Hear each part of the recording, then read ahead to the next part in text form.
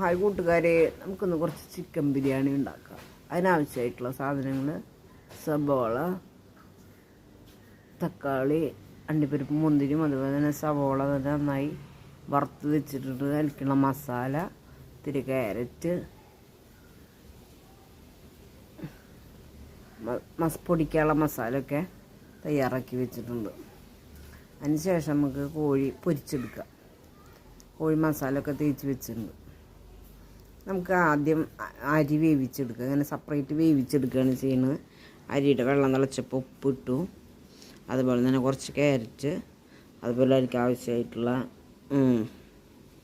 പട്ട, ഗ്രാമ്പു, ഏലക്കായ, അതെല്ലാം അതിട്ട് ഉപ്പൊക്കെ ഇട്ട് എന്നിട്ട് പിന്നെ അരി ഇട്ടിട്ട് അരി കഴുകി വാര വെച്ചിട്ടുണ്ടായിരുന്നു. നല്ല ബസുമതി ഇന്ത്യ ഗേറ്റിൻ്റെ അരിയാണ് അത്.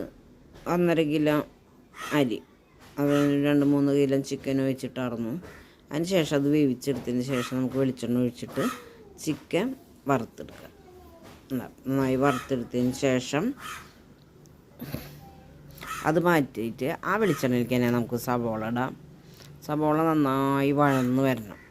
സവോള നന്നായി വഴന്ന് വന്നതിന് ശേഷം നമുക്ക് അതിലേക്ക് ആവശ്യമായിട്ടുള്ള ഇഞ്ചി, പച്ചമുളക്, വെളുത്തുള്ളി, ഇത് മൂന്നും നന്നായിട്ട് നമുക്ക്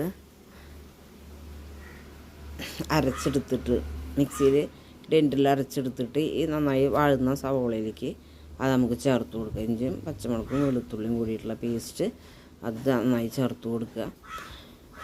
എന്നിട്ട് അത് ഈ നമ്മുടെ സവോളയുടെ കൂടെ നന്നായിട്ട് മിക്സാക്കുക. നന്നായി വഴന്ന് വരട്ടെ, അതിൻ്റെ പച്ചമണമൊക്കെ ഒന്ന് മാറട്ടെ.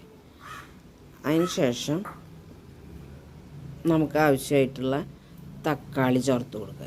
അതിലേക്ക് നന്നായിട്ട് അരിഞ്ഞൊരു 3-4 വലിയ തക്കാളി അരിഞ്ഞത് അതും കൂടി ചേർത്തിട്ട് അതും കൂടി നന്നായിട്ട് മിക്സാക്കുക. ആ മിക്സാക്കിയതിന് ശേഷം അതിലേക്ക് ആവശ്യമായിട്ടുള്ള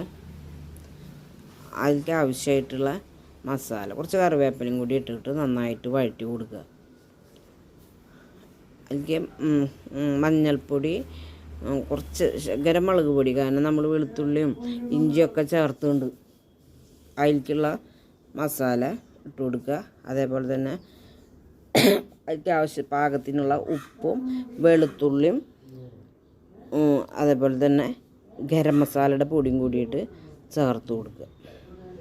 ഇട്ട് നന്നായി മിക്സ് ആക്കുക. അതുപോലെ തന്നെ നമ്മൾ ഇത്തിരി മല്ലിയിലയും പുതിനയിലയും കൂടിയിട്ട് ഈ മസാലയിലേക്ക് ചേർത്ത് കൊടുത്തു. അതിന് ശേഷം നമ്മൾ നേരത്തെ തയ്യാറാക്കി വെച്ചിട്ടുള്ള ചിക്കനും കൂടി മിക്സാക്കിയിട്ട്